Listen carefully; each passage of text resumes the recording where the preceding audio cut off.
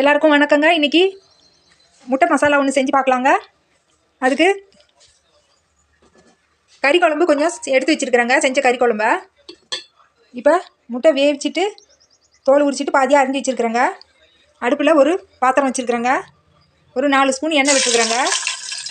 இப்போ இது ஒன்று ஒன்றா எடுத்து போட்டுக்கலாங்க.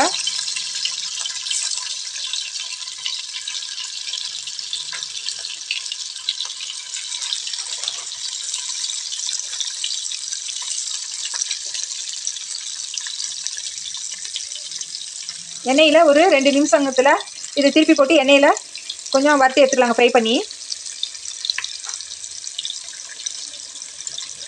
நான் இந்த குழம்புல வந்து மஞ்சத்தூள், மிளகாத்தூள், உப்பு தூள் வந்து கொஞ்சம் சேர்த்து போட்டு வச்சுருக்கிறேங்க.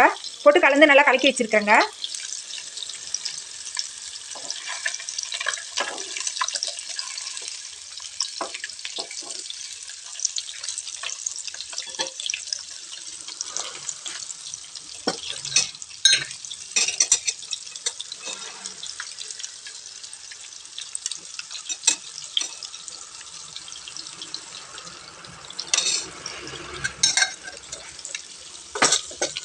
இதை ஒரு 2 நிமிஷத்துக்கு நல்லா பொரிச்சு எடுத்துக்கலாங்க, திருப்பி போட்டு.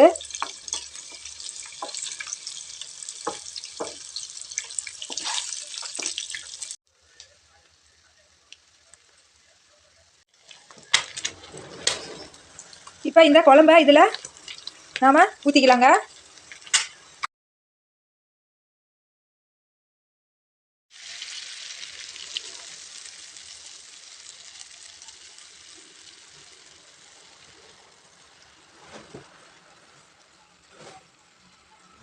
எண்ணெயோடு ஒன்றா நல்லா கொஞ்சம் ஒரு 5 நிமிஷத்துக்கு சிம்மில் வச்சு அப்படியே வெந்து வரட்டுங்க.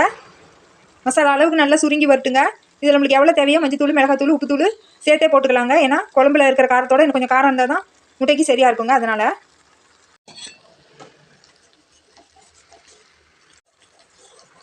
அவ்வளோதாங்க, அருமையான முட்டை மசாலா தயாராகிடுச்சுங்க.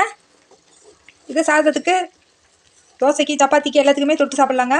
நம்மளுக்கு உப்பு காரம் எவ்வளோ வேணுமோ குழம்புலையே சேர்த்து கலந்துட்டு முட்டையை வேவிச்சு அறுத்து போட்டுட்டு இதில் ஊற்றி நம்ம ஒரு 5 நிமிஷம் இதில் ஃப்ரை பண்ணால் போதுங்க, தயாராகிடுங்க. அவ்வளோதாங்க, கறி குழம்பு முட்டை மசாலா தயாராகிடுச்சுங்க. இந்த மாதிரி செஞ்சு பாருங்கள், நல்லா ருசியாக இருக்குங்க. இன்னொரு வீடியோவில் பார்க்கலாங்க. நன்றிங்க.